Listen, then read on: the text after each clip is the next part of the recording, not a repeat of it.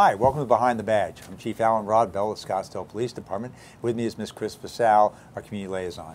So how are we doing, Chris? Good, thank you. Good. It's November already. November. Wow. Can you believe this year's gone by so fast? Honestly, it's just kind of scary. It's a blur. It is scary. The good news is hopefully most of the hot weather is behind us. So we've had a couple angry bursts of hot air sometime in the month of October, but hopefully it's behind us a little bit. Yes. We've had some recent rains, which has been interesting. Yep. Almost a late monsoons, I think, depending on And where the you are. wind. Yes, between where you are in the valley.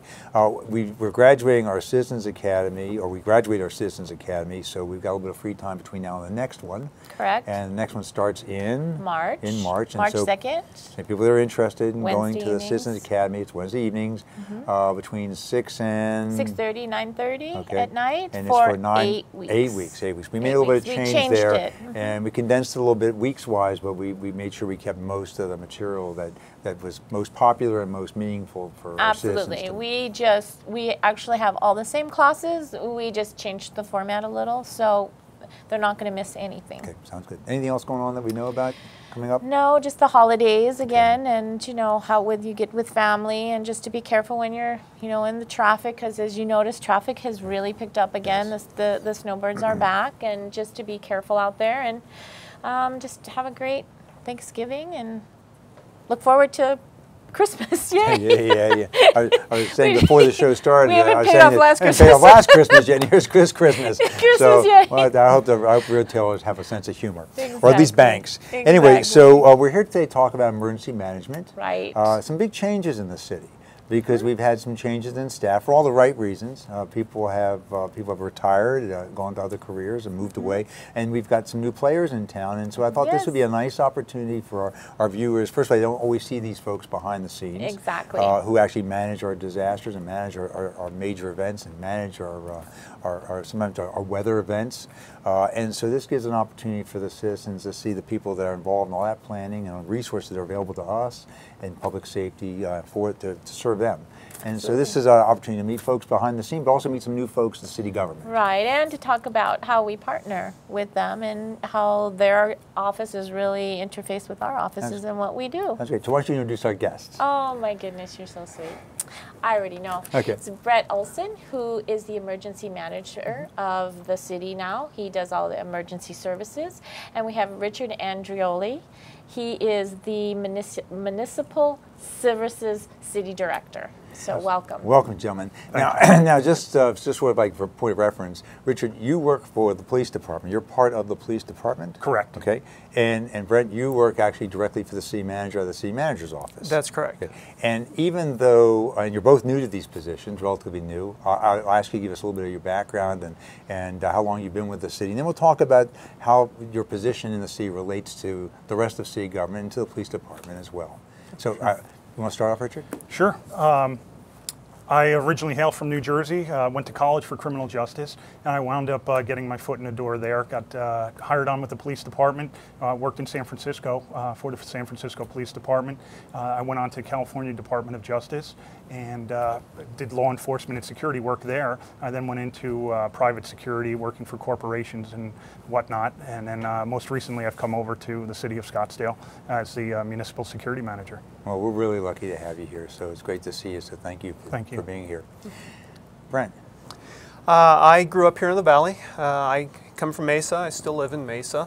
I actually started in public safety in 1983 with Rural Metro Fire Department, when Rural Metro Fire Department was still part of Scottsdale. And at 21, I decided enough for the fire department. I wanted to be a police officer, so I went to the Mesa Police Department, spent almost 28 years there. The last 10 of it was heavily involved with emergency management, but I had a lot of different roles throughout my career. And when I retired, I wanted to go into emergency management full-time. I went to APS for a couple of years in private sector, was their emergency manager for 2 years, and then the position opened here.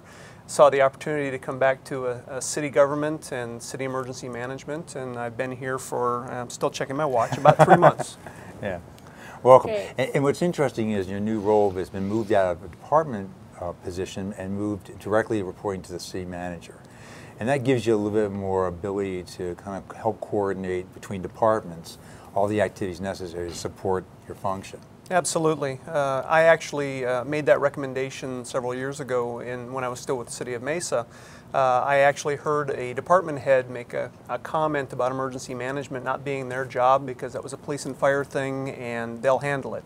And that's so far from the truth that I had trouble containing myself and made that recommendation. And when I saw Scottsdale had taken that step and actually made that part of the city manager's office, I couldn't resist putting my name in the hat for it. I was fortunate enough to get it. For the benefit of our viewers, I think it would be nice to give them a clear idea just how emergency management does permeate throughout the entire organization. Yeah, absolutely. You know, emergency management has been around since the civil disaster days, but it has really morphed into something very much different. It was very heavily fire-centric, and that's morphed into more of a city-wide function rather than just the fire department. It coordinates all of the activities across the city. All the departments have a role in emergency preparedness and emergency management, disaster management, and recovery, and that's what my job is to coordinate those. I call it more relationship management than it is emergency management, because it's building those relationships and building that trust and those skill sets ahead of the emergency so that it's not such a mystery when it happens. Yeah. And it's interesting, like most people would think it's either police or fire that was going to be responding, which is true. But there's a ton of other people behind the police and fire before they get there to be able to handle what they need to handle so that the police and fire can do what they need to do as well. Oh, you bet. So how big is your staff? This is it. Exactly. And that's the point I really want to make is that you really rely on all of city government coming Absolutely. together Absolutely. to make this all work. So, you know, we do think typically of police and fire, but really roads crews are out there. Absolutely. Barricades. You've got all kinds of people having to bring the necessary materials and equipment that manage the infrastructure of trying to respond to these things. If you have to open up shelters, you've got people from community services involved in identify the shelters and open up the shelters and supply the shelters. I mean, when we say how big is your staff is all of city government. Yes. Yeah. You know, and although we may not report to you directly, when an emergency occurs, we recognize our role and function is to be supportive of each other and supportive of the core function of managing whatever the emergency is, whether it's weather related, man-made related, or whatever the emergency might be. We have to come together and we all have a role to play. Absolutely. I tell people, you know, I get asked how big my staff is and how many resources I have. I really don't have any resources. I have to rely on everybody else, and that's where that relationship building comes in, so I know where to get those resources and who to get those resources from and can coordinate that process. I had a person one time say to me, "Chief, where is my shelter if something happens?" And I said, "Okay." I said, "It depends on where the threat is. Because if we tell you your shelter is a particular elementary school, that may be between you and the threat may be between you and the shelter. So we're not going to send you there. So we have to make sure our heads in the game when things occur. People need to look for the information necessary so they know exactly where to go, or maybe even stay indoors where they're maybe in the safest location right at home. So how do we get the word out to people when emergencies occur? How can we tell them what they can expect and what they should do? Well, we obviously have the old norms. We have the radio, we have the media, and we have a great communications department in the city, and each of the police and fire department, the public safety agencies have great public information officers, so that's their first line of getting the information out.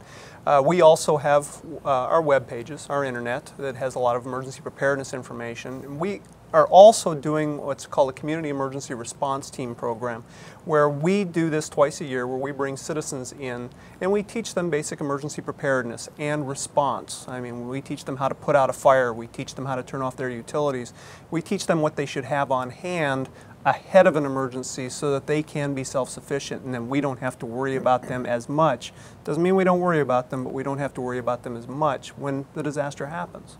Now, if I was interested in that program, how would I find out about when and where? It's on the City of Scottsdale's webpage, and if you go to emergency, the link is right there to sign up for it. The next class starts February, the end of February, and goes for 6 weeks. Thursday evenings from 6:30 to 9:30, and then it has a disaster scenario where we put it all together for them. And the cost? Let's see, nothing. Yeah. Exactly. And Brett, where is it held? We do it at the Tom Hunt's Police and Fire Training Facility. Okay, so we it's do all held the in classroom PD. out there. Okay, perfect. And we do the disaster scenario out in the yard and use the facilities out there. Great. And that's off of Hayden, close to the 202. Correct. Yes. Yeah. Very good. And so, Richard, how do you interface with emergency management in your security operations? Well, a lot of what we encounter is on the front line, because I monitor with a security firm our cameras and our door access, and so a lot of times an incident or a weather-related issue may pop up on a camera that an officer working in the camera room will see, and then they'll alert dispatch or emergency management as well. So that could all often be the first line. They are also able to monitor some of our community centers, so where people congregate, and they handle that 24 hours a day. So that's a great tool.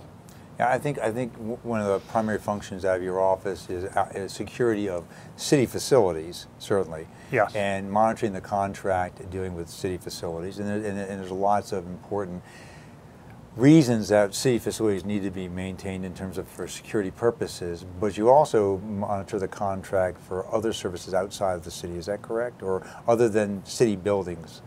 There will be events, say the Christmas lighting, Mud Mania, things like that, where we'll partake in, and we'll have a monitoring role. Sure. What else do you think the citizens don't know about your operation that they should know about? Entering the buildings, access, going to police stations? Sure. Again, we are 24 hours a day. For non-emergency type issues, lost property, things like access can be funneled through there, so that we can take away the bulk of the calls to, say, dispatch, to police dispatch, things like that.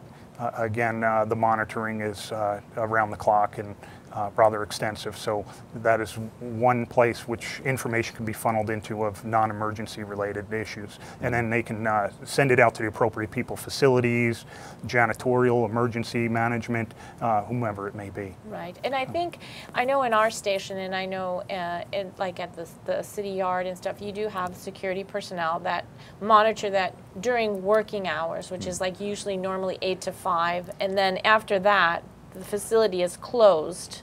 They could still be there, say North Yard, things like that.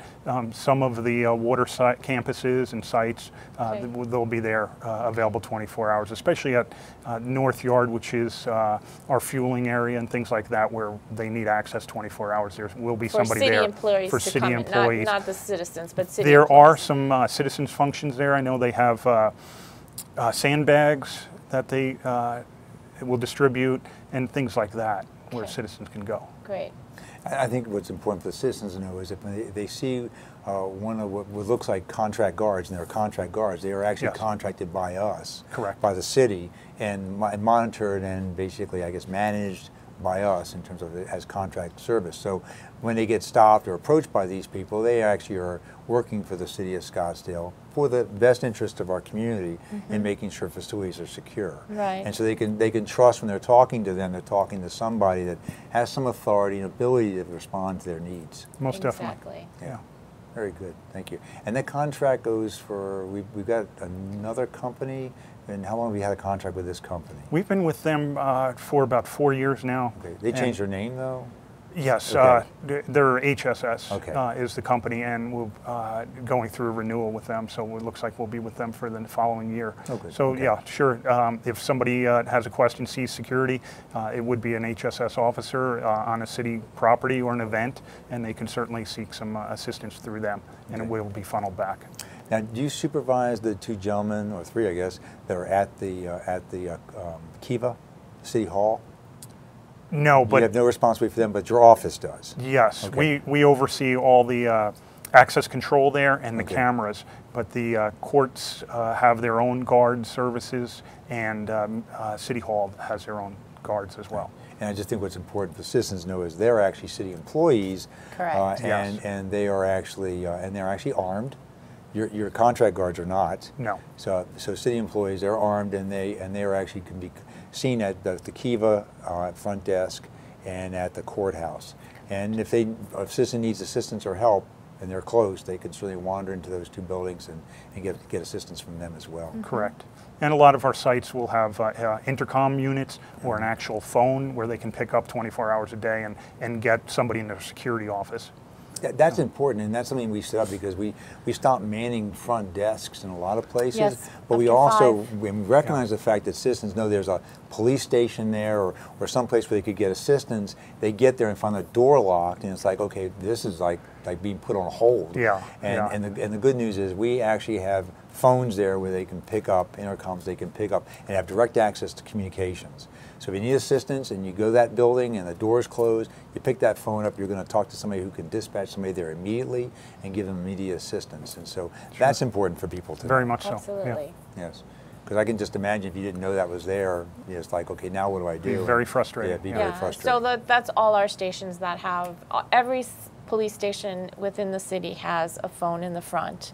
And the monitoring officer from HHS is actually housed in our dispatch, which is located in the Via Linda station, with a ton of cameras, because we were just there on Citizens Academy, and if you come through Citizens Academy, you'd see that.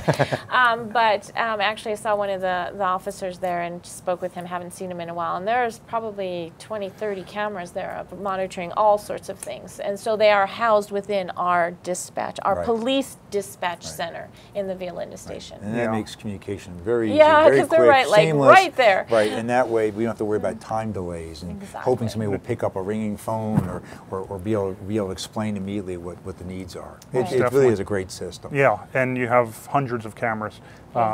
And a lot of them do have alarm systems on them, so if they're not actively monitoring and there's some activity, it can pop up, and if somebody goes to that intercom, they may be seen on the cameras before that, and then they can initiate the contact via the phones. That's what's good about technology now. Right.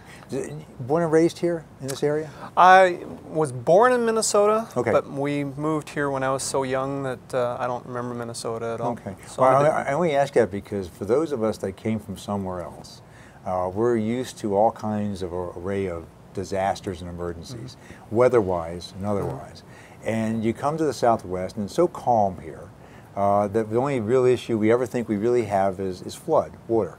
Rain and we've done such a great job in the past in Scottsdale and the planning long before I got here. Army Corps of Engineers created the Hayden Greenway, which manages water flow.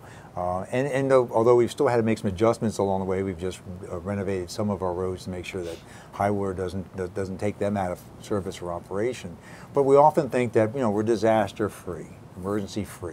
We don't have to practice anything or prepare for anything because other than high water, fast water, we don't really have issues. Or a big dust storm. Right, and we're wrong about that. I mean, we're just too complacent, and so I guess part of your job and responsibility is to remind us that we have to prepare for things that could come about, make sure that when they do occur, that again, it's seamless and how we all come together. We all know our roles and responsibilities. We don't really need direction. We just need to come in and ante up what our resources and our staffing. So have you found that to be true, that a lot of us have this attitude that we're pretty much a calm area of the world, that we really don't really feel overly concerned about the need to prepare?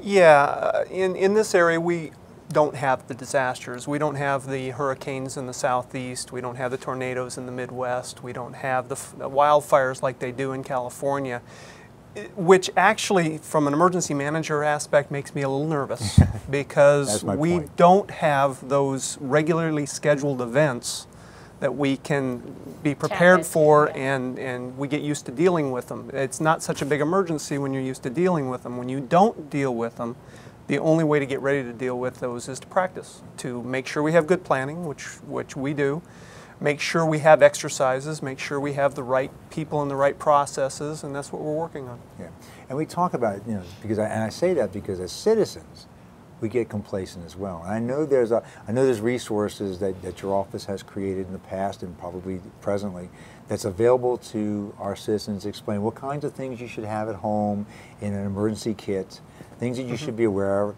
The fire department is continually reminding us to check our smoke detectors. In fact, isn't October the month we're supposed to have done all that? Check our smoke detectors, check our carbon dioxide monitors.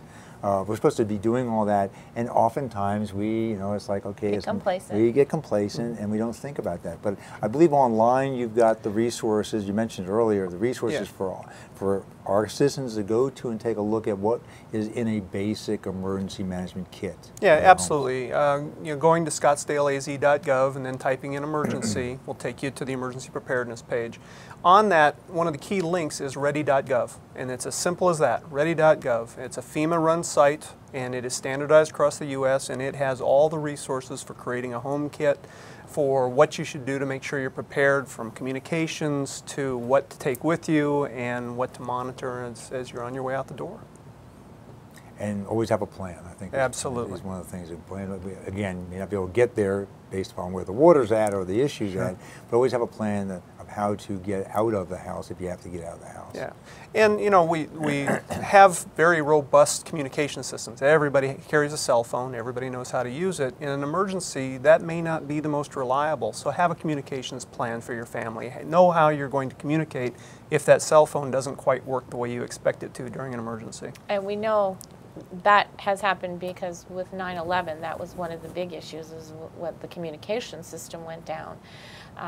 And with some of the hacking and things that are happening right now, people need to be aware. I think our society, including our young people, are so hooked into that piece of, of phone that does everything now. You can't just talk on it. It's like, why do I need something I can take pictures with and go to this? I just want to talk on the phone, although they don't talk on the phone anymore. Now they just text. Now you're showing your age. But anyway, if that doesn't work and you have to assume it might not, what would be the next step? You made a good point about the texting.